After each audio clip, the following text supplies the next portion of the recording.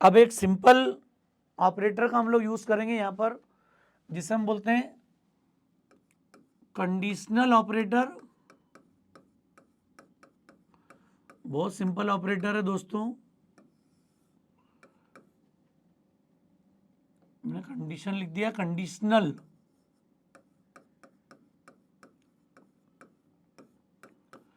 इसी ऑपरेटर को हम बोलते हैं टर्नरी ऑपरेटर। बहुत सिंपल ऑपरेटर है। कंडीशनल या टर्नरी से मतलब समझ में आ रहा है क्या होगा? ये operator basically if else statement का रिप्लेसमेंट है। रिप्लेसमेंट से मतलब क्या हो गया? इस ऑपरेटर को बोलते हैं क्वेश्चन मार्क कॉलन। ये है वो ऑपरेटर जिसकी बात कर रहे हैं अपन। कई बार कंडीशनल बोलते से हम लेस देन, ग्रेटर देन ये बताने लग जाते हैं। थोड़ा सा ध्यान रखना है। रिलेशनल या कंपैरिजन मतलब ग्रेटर देन, लेस देन, इन ऑपरेटर की बात करते हैं। और पर्टिकुलर कंडीशनल ऑपरेटर की बात जब बोलेंगे तो टर्नरी ऑपरेटर मतलब विच टेक 3 आर्ग्यूमेंट्स। जो 3 आर्ग्यूमेंट लेगा उससे हम बोलते हैं टर्नरी। यूनरी हमें क्लियर है, सिंगल आर्ग्यूमेंट। बाइनरी मतलब 2 arguments. And now this is ternary operator, it will take 3 arguments. Clear? तो 3 आर्ग्यूमेंट से मतलब क्या हो गया? मैं इसका सिंटेक्स लिखता हूं कि कहां पर, किन प्रोग्रामिंग सिचुएशन में इसको यूज करेंगे हम लोग। तो जब भी हम इफेल्स को लिखते हैं, नेस्टेड इफेल्स को लिखते हैं, इस काम को एक सिंगल लाइन में एग्जीक्यूट कर सकते हैं हम लोग। कुछ लिमिटेशन होती है इसके साथ में, वो मैं डिस्कस करूंगा अभी आपके सामने। तो इसका सिंटेक्स, पहला सिंटेक्स कॉमन क्या होता है दोस्तों? यहां पर हम लोग देते हैं बुलियन एक्सप्रेशन, मतलब कंडीशन, क्वेश्चन मार्क, और फिर आ जाता है ये स्टेटमेंट 1। और चाहो तो यहाँ फिर से एक्सप्रेशन आ सकता है।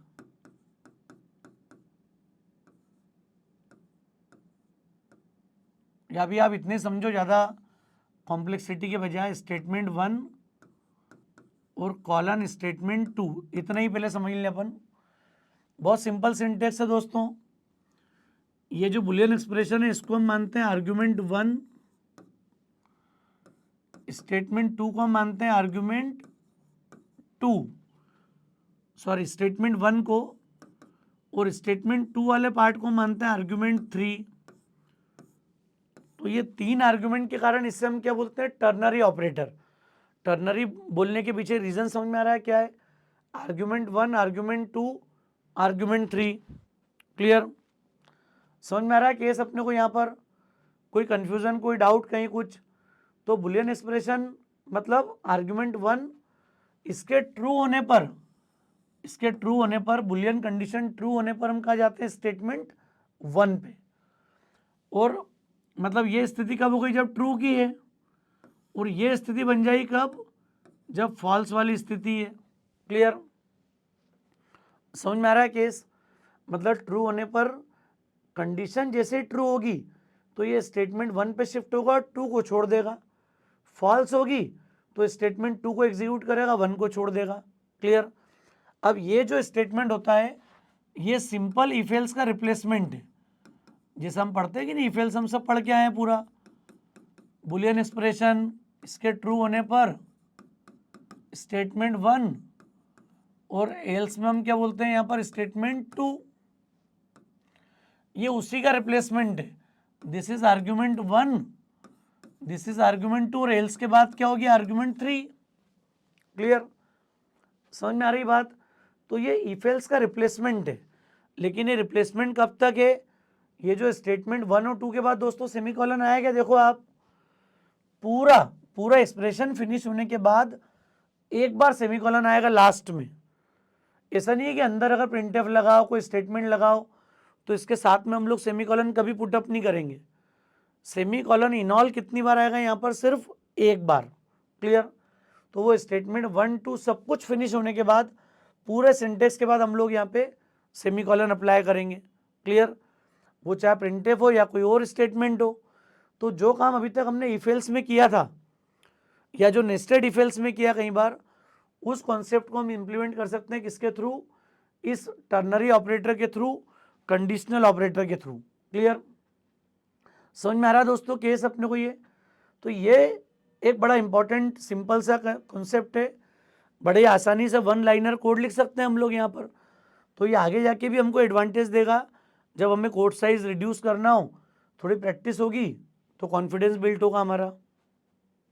क्लियर? अब मैं 2-3 प्रोग्राम बना चुका हूँ पहले सिंपल इफ एल्स के, उन्हीं को वन लाइनर में लिख रहा हूँ यहाँ पर। जैसे याद करो हमने 2 डिफरेंट नंबर में ग्रेटर फाइंड आउट किया था, एक लाइन में लिख लो इसको सिंपल, क्या आ जाएगा ये, A greater than B question mark. अरे कंडीशन आ गई, इसके ट्रू होने पे प्रिंट एफ,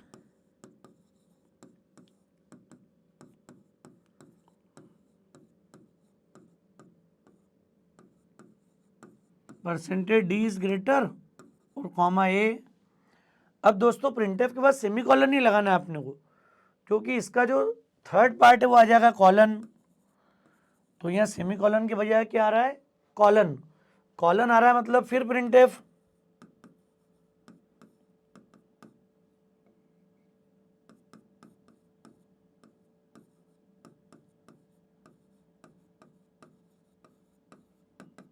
और हमने बी की वैल्यू प्रिंट कर दी।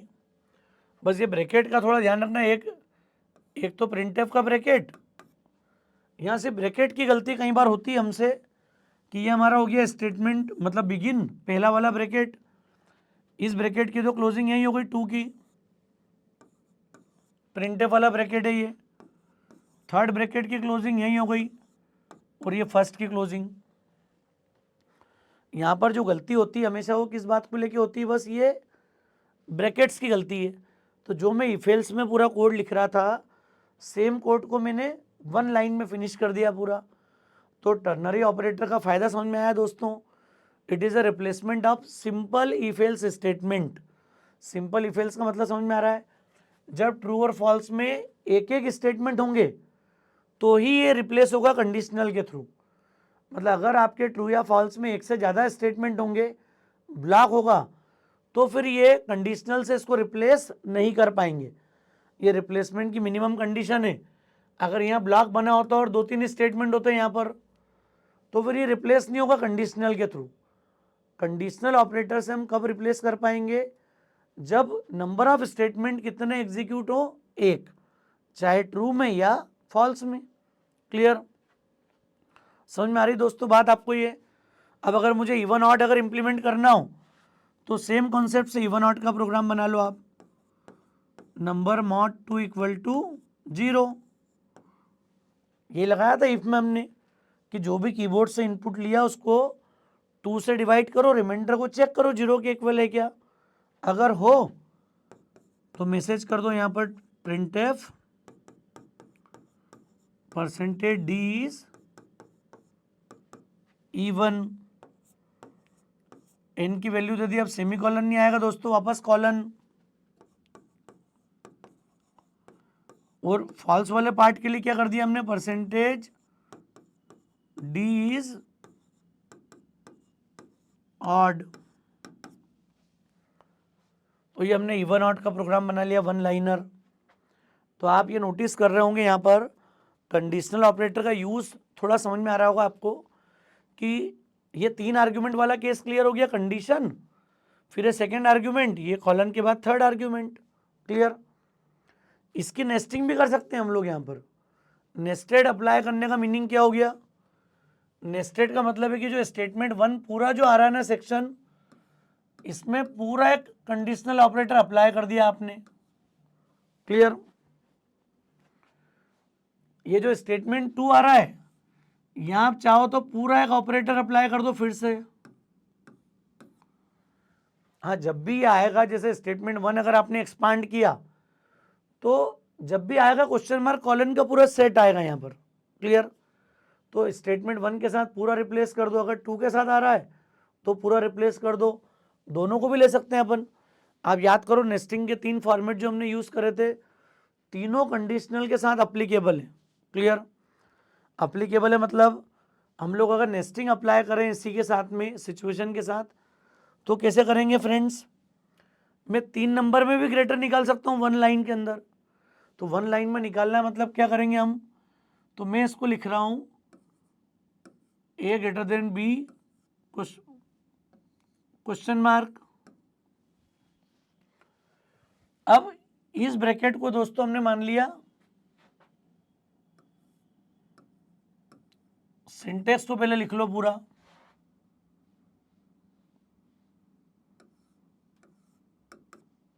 सेमीकोलन। ये प्रैक्टिस कर लो कि ये ट्रू है तो ए और सी वाला कोड यहाँ आ जाएगा, और फॉल्स होगा तो बी और सी का कोड कॉलन के बाद आ जाएगा यहाँ पर। तो वन लाइन में हम पूरा नेस्टिंग अप्लाई कर सकते हैं। अब ए अगर बी से बड़ा हो तो यहाँ किसका चेक करेंगे अपन, ए और सी का। ए और सी को यहाँ चेक कर लो, क्या हो जाएगा यहाँ पर दोस्तों, ए greater than C question mark. यहाँ वो ए वाली लाइन लिख दो, परसेंटेज डी इज ग्रेटर करके पूरा, और इसके साथ में हम लोग किसकी लाइन लिख देंगे पूरी, सी के ग्रेटर वाली लाइन। क्लियर है। और ये इसका ब्रैकेट क्लोजिंग कॉलन। ये दोस्तों मैंने ए और सी लिखा, इसको आप ऐसे लिख लेना है जो लिखा ना अभी मैंने यहाँ पर, percentage D is greater A B. इसी पैटर्न पर आप पूरा कंप्लीट सिंटेक्स वहाँ पे लिख लेना। मैंने डबल कोट्स में ए और सी लिख दिया है समझाने के लिए। क्लियर। अब ए और सी वाला केस ही हो गया कंप्लीट। ये अगर फॉल्स होगा तो ये थर्ड सेक्शन में आ गया। यहाँ हमको बी और सी का चेक लगाना है। अब तो ये क्या चेक हो जाएगा अपना, B greater than C question mark, और इसके ट्रू होने पे बी बड़ा है, और इसका कॉलन क्या बताता है अब यहाँ पर, सी बड़ा है। और ये जो दोनों ब्रैकेट थे ये फिनिश हो गए। अब यहाँ ब्रैकेट को ध्यान रखो दोस्तों, ये ब्रैकेट 1 ओपन हुआ, ये 2 ओपन हुआ, यहाँ ये 2 क्लोज हो गया, यहाँ 3 ओपन हुआ। क्लियर। यहाँ 3 की क्लोजिंग, यहाँ 1 की क्लोजिंग। सिर्फ ब्रैकेट की गलती कई बार इसमें होती है कि चूंकि नेस्टिंग कर रहे हैं लगातार हम लोग यहाँ पर, तो ब्रैकेट वाली सिचुएशन ऐसी आ सकती है जिससे हम लोग कंडीशनल ऑपरेटर में कभी हो सकता है गलती कर जाएं। तो जब कभी भी इशू आएगा तो ब्रैकेट को लेके ज़्यादातर आता है। बाकी तो चूंकि हम लोग इफ एल्स से फेमिलियर है अच्छे खासे, तो कहीं भी कोडिंग करने में कहीं परेशानी नहीं आती है। लेकिन कंडीशन की लिमिटेशन आपको याद है दोस्तों, मैंने बोला सिर्फ और सिर्फ ट्रू और फॉल्स होने पर एक स्टेटमेंट इस पूरे में सेमीकोलन कितनी बार आया, सिर्फ एक बार लास्ट में। क्लियर। बीच में किसी भी प्रिंटफ के बाद सेमीकोलन इंप्लीमेंट हुआ क्या अभी, तो ये ध्यान रखना कि in all this will be a single C और C plus plus statement. Clear. तो कंडीशनल या टर्नरी ऑपरेटर का रोल समझ में आ रहा होगा, मुझे उम्मीद है क्लैरिटी के साथ आपको समझ में आ रही होगी बात। क्लियर। इसका एक और पॉपुलर फॉर्मेट है, एक पॉपुलर फॉर्मेट और है, मतलब क्या, हम लोग ऐसा भी यूज़ कर सकते हैं कि इंट ए असाइन, सपोज कोई वैल्यू दी मैंने 15 और कॉमा बी, और ये असाइनमेंट वाला इसका एक सिंटेक्स और होता है सेकंड, बी असाइंस। हम लिख सकते हैं यहाँ पर कि ए ग्रेटर देन 50 अगर हो तो 100 कॉलन 200। मैंने कांस्टेंट वैल्यू असाइन कर दी। ये असाइनमेंट क्या बताता है, अगर ए 50 से ज़्यादा हो तो आप बी में 100 असाइन करो। क्लियर। अगर ट्रू हो तो, और फॉल्स अगर हो तो फिर बी में 200 असाइन करो। तो ये इसका इक्विवेलेंट अगर इफ एल्स लगाने जाऊं मैं यहाँ पर, तो इसका इफ एल्स क्या हो गया, इफ इज ग्रेटर देन 50 तो बी असाइंस 100, और एल्स में हमने लिख दिया बी असाइंस 200। ये देख के आपको समझ में आ रहा होगा। बस इसी सिचुएशन को ये वन लाइनर में लिखा हुआ है हमने यहाँ पर कि ए को इनिशियलाइज करो। अभी चूंकि ए कितना है, 15 है, 15 ग्रेटर देन 50, फॉल्स। फॉल्स मतलब बी की वैल्यू कितनी असाइन हो गई, 200। तो आप जब प्रिंट करोगे बी की वैल्यू को परसेंटेज डी और B, then it will print 200। Clear? तो सिंटेक्स समझ में आ रहा है दोस्तों क्या कर रहे हैं? एक तो ये नॉर्मल वाला सिंटेक्स है जहां पर हम एक्सपांड कर सकते हैं नॉर्मल या फिर नेस्टेड फॉर्म को भी, मतलब नेस्टिंग पॉसिबल है। जितने हमने इसके पहले के नेस्टिंग के केस देखे सारे लिख सकते हैं वन लाइनर में अपन। क्लियर? तो ये थोड़ा सा आपका कॉन्फिडेंस बूस्ट करेगा। क्लियर? कई बार ट्रिकी प्रोग्रामिंग में या शॉर्ट में अगर मुझे कोड लिखने की प्रैक्टिस करना हो, या इफ एल्स के रिप्लेसमेंट को लेकर अगर बात करें या टर्नरी ऑपरेटर को लेके बात करेंगे, तो दोस्तों ये ऑपरेटर का रोल हम लोगों ने समझा डिटेल प्रैक्टिकल के साथ में। क्लियर? ये सारे सिंटेक्स को आप प्रैक्टिकली चलाओ, यूज़ करो। इनके साथ भी नेस्टिंग कर सकते हैं अंदर अपन और 1-2 लेवल की। आप एक कंडीशन अंदर और लगा के कोई असाइनमेंट कर दो इस जगह पे, ये भी सही है। तो वो चेक हो जाएगा कि एक सेकेंड वैल्यू बी की दी हुई है और सी को असाइन कर रहे हैं अपन। तो इसके इंटरनल भी कांस्टेंट के साथ भी नेस्टिंग पॉसिबल है। क्लियर? कि अंदर में लगा दूं कि B greater than some value, then assign 70:90। तो बी की वैल्यू के बेस पे भी हम डिसाइड कर सकते हैं कि पहले वाली कंडीशन के ट्रू के बेस पे कौन सी वैल्यू आएगी। तो ये कई बार छोटे छोटे जो ट्रिकी प्रोग्राम्स आते हैं उनको लेके इनका रोल होता है। तो आज हमने दोस्तों बात की है यहाँ पर टर्नरी ऑपरेटर को लेके, और एक लॉजिकल एंड और का हमने प्रोग्राम बनाया था कंप्लीट। मुझे उम्मीद है आपको समझ में आया होगा। एक रिक्वेस्ट है, जिन्होंने सब्सक्राइब नहीं किया वो सब्सक्राइब करें, बेल आइकॉन प्रेस करें, जिससे कि आप नोटिफाइड रहें हमारे सारे लेटेस्ट अपडेट्स को लेके। ओसोप कोडिंग लगातार एफर्ट्स करता है कि यह कर रहा है कि आपके पास बेस्ट क्वालिटी कंटेंट जो है सभी टेक्नोलॉजीज़ के साथ मिले, और हम लोग लगभग सभी टेक्नोलॉजी के सॉल्यूशंस के साथ में उसके लर्निंग जो कोर्स करिकुलम में जो कंटेंट है उसके साथ में आपके बीच में लगातार आ रहे हैं। क्लियर? धीरे धीरे करके आपके पास एक rich variety, rich set content का होगा, और आपको एक लैंग्वेज को सीखने के लिए मल्टीपल चैनल्स पर, मल्टीपल प्लेटफॉर्म्स पे जाने की नीड नहीं होगी। ये हमारा कमिटमेंट है, कॉन्फिडेंस है, और ये हम लोग क्लेम करके बोल सकते हैं आपको। क्लियर? तो मुझे विश्वास है दोस्तों कि हम लोग पेपर पे ही कमांड कर चुके होंगे, और जितना प्रैक्टिकल टाइम हम देंगे लैपटॉप के बेस पे, पीसी के साथ में जितना आप टाइम दोगे उतना एक्सपर्टीज हम लोग गेन करते जाएंगे day by day. Clear? Thanks a lot दोस्तों, गुड बाय।